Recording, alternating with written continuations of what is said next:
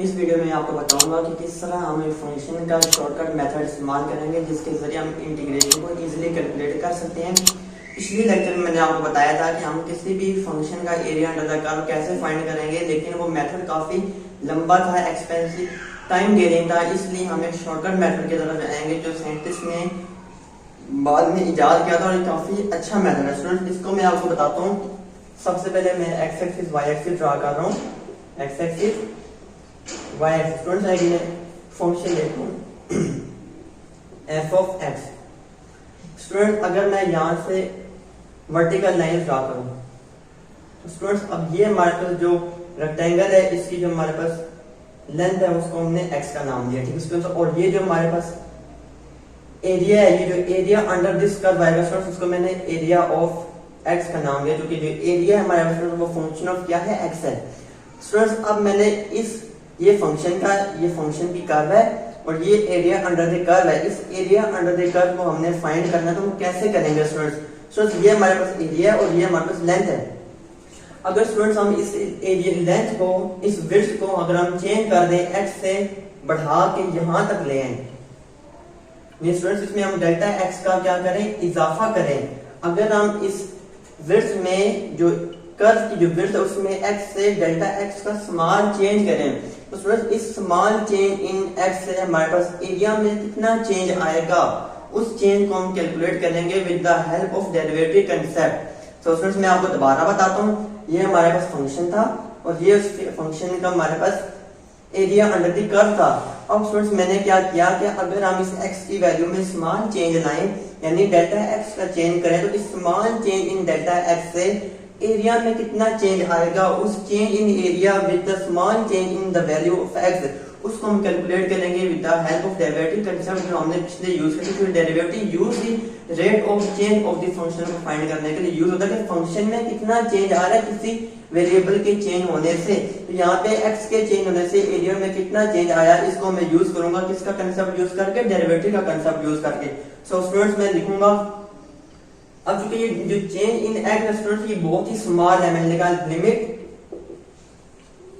Delta x approaches to zero, small change in the value of x से हमारे पास area में कितना change आया, वो हमारे पास आएगा student change in area delta a over change in the value of x, जो कि कितना था स्टूडेंट, डेल्टा एक्स था, delta x which is equal to limit delta x approaches to zero. Students area का हमारे पास फार्मूला क्या होता है, area is equal to length into width. तो चेंज इन एरिया हमारे पास क्या आ जाएगा, लेंथ हमारे पास एफ ऑफ एक्स आ जाएगा।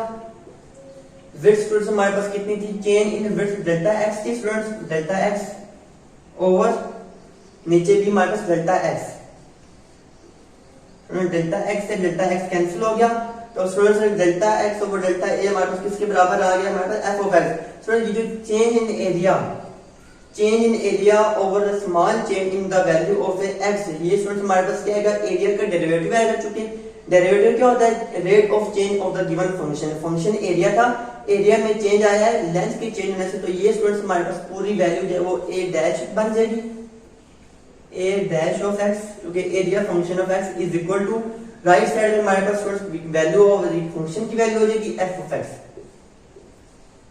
तो स्टूडेंट्स यहां से हमें पता चला कि जो भी हमारे पास डेरिवेटिव है स्टूडेंट्स वो हमारे पास किसके बराबर आ गया, फंक्शन के बराबर आ गया। यानी स्टूडेंट्स जो भी, यानी कि जो फंक्शन है और वो डेरिवेटिव है उनकी वैल्यूज आपस में इक्वल आ चुकी। तो इस तरह स्टूडेंट्स अगर हमारे पास फंक्शन गिवन हो उसका डेरिवेटिव हम यूज फाइंड कर सकते हैं, और अगर हमें डेरिवेटिव गिवन हो तो डेरिवेटिव की मदद से हम उसका फंक्शन जो है, जिस फंक्शन का वो डेरिवेटिव होता है वो फंक्शन हम कैलकुलेट कर सकते हैं। और स्टूडेंट ये बेस्ट वे है, किसी भी फंक्शन अगर आपको डेरिवेटिव गिवन हो तो उस फंक्शन को कैलकुलेट करने का ये सबसे बेस्ट तरीका है। तो स्टूडेंट मैं आपको दोबारा से बताता हूँ, ये हमारे पास फंक्शन था, फंक्शन की कर्व थी, हमने वर्टिकल लाइन ड्रा की, ये एरिया अंडर द कर्व था।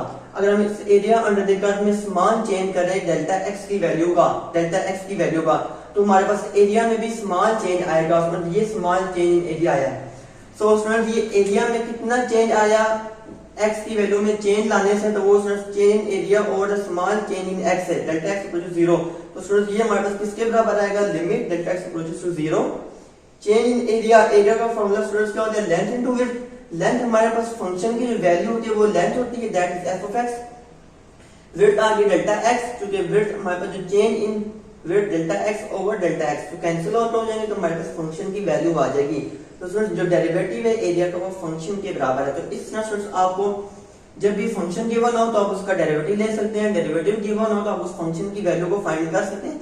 इसके लिए आपको गिवन का वो रेक्टेंगल्स में ब्रेक करने की या वो जो स्ट्रिप्स जो हमने प्रीवियस मेथड में यूज उसको चेंज करने की जरूरत नहीं आएगी। तो ये इंतहाई इजी मेथड है किसी भी फंक्शन की वैल्यू को फाइंड करने का और area under the curve find करने का। स्टूडेंट्स अब हमें area under the curve find करने जा रहे हैं। हमें सिंगल वैल्यूड फंक्शन गिवन है, इस सिंगल वैल्यूड फंक्शन का स्टूडेंट्स हमने एरिया फाइंड करना है from x equal to 1 to 2। तो जब भी आपको सिंगल कर्व गिवन होगी, एक कर्व होगी, उसका एरिया फाइंड करने का फार्मूला हमारे पास ये गिवन है। हम फंक्शन की इंटीग्रेशन लेंगे x equal to a to x equal to b। तो x इक्वल टू a यहां पे लिखना भूल गया। तो स्टूडेंट्स इस फंक्शन का हमने एरिया कैलकुलेट करना है इस फार्मूले के तहत। तो हम फार्मूला लिखेंगे area is equal to integration of a हमारे पास स्टूडेंट्स क्या था 1 है और x इक्वल टू b 2 है। 1 से 2 फंक्शन की वैल्यू लिखेंगे जो कि x स्क्वायर प्लस 2 थी, x square plus 2 into dx। तो स्टूडेंट्स आप x स्क्वायर की इंटीग्रेशन dx के साथ हिसाब से क्या होगी, जब भी x की पावर n की इंटीग्रेशन ले तो स्टूडेंट्स वो पावर ऐड होती है और पावर डिवाइड होती है। तो यहाँ पे n हमारे पास 2 गिवन है, तो x की पावर 2 प्लस 1 3 और नीचे 3, तो ये x क्यूब बाय 3 आ जाएगा students. x cube by 3 plus जब 2 की इंटीग्रेशन लेंगे स्टूडेंट्स हम 2 की, तो याद रखें जब भी 2 की इंटीग्रेशन हम लेते हैं 2 dx, जो कांस्टेंट टर्म होती है स्टूडेंट्स वो बाहर चली जाती है और जो वेरिएबल टर्म है उसकी इंटीग्रेशन लेते हैं dx की इंटीग्रेशन स्टूडेंट्स हमारे पास क्या होती है x होती है। तो ये हमारे पास 2x आ जाएगा और स्टूडेंट्स हमारे पास जो हमारे पास लिमिट्स है वो 1 से 2 जा रही है। अब हम स्टूडेंट्स इन फंक्शन में हम लिमिट्स की वैल्यू पुट करेंगे, पहले 2 फिर 1। जब 2 पुट करेंगे तो स्टूडेंट्स हमारे पास एरिया 2 का क्यूब ओवर 3 प्लस 2 इंटू 2। जब हम अपर लिमिट पुट करते हैं स्टूडेंट्स उसके बाद हमारे पास साइन बीच में नेगेटिव का आता है, ये आपने याद रखना है, नेगेटिव साइन। अब 1 पुट करेंगे 1 का क्यूब बाय 3, 1 का cube by 3 plus 2 into 1 students क्या आ जाएगा 2 ही आएगा। तो एरिया हमारे पास आ गया स्टूडेंट्स। अब 2 का क्यूब स्टूडेंट्स क्या आता है 8 बाय 3 प्लस 4 माइनस। अब स्टूडेंट्स यहाँ पे अगर हम एलसीएम ले 3 एलसीएम आएगा तो 3 एलसीएम तो 3 प्लस 2 5 5 बाय 1 6। तो स्टूडेंट्स यहाँ पे आएगा minus 1 by 3 minus plus minus 2। तो स्टूडेंट्स एरिया का फॉर्मूला हमारे पास। अब स्टूडेंट्स यहाँ पे एलसीएम हमारे पास क्या आ रहा है 3 एलसीएम आ रहा है, 3 को हम एलसीएम ले लेते हैं एलसीएम 3 से 3 कटा ऊपर आ गया 8। अब 4 के नीचे स्टूडेंट्स 1 है, 1 3 जा 3 3 4 जा 12 3 1 जा 3 1 1 जा 1 माइनस 1। अब 2 के नीचे स्टूडेंट्स 1 है, डिनोमिनेटर में 1 3 जा 3 3 2 जा 6 माइनस 6। तो 8 प्लस 20 आ जाएगा, 20 में से 1 माइनस हुआ तो 19, 19 में से 6 माइनस हुआ तो 13। तो स्टूडेंट्स हमारे पास 13 ओवर 3। तो स्टूडेंट्स ये हमारे पास एरिया ऑफ द फंक्शन आ चुका है। जब भी आपको एक सिंगल कर्व आपको गिवन हो, कोई भी एक्स वाई एक्सिस में सिंगल कर्व गिवन हो, सिंगल कर्व का अगर आपने एरिया कैलकुलेट करना है तो उसका ये फार्मूला है, इस फार्मूला के साथ आप इजीली एरिया को कैलकुलेट कर सकते हैं।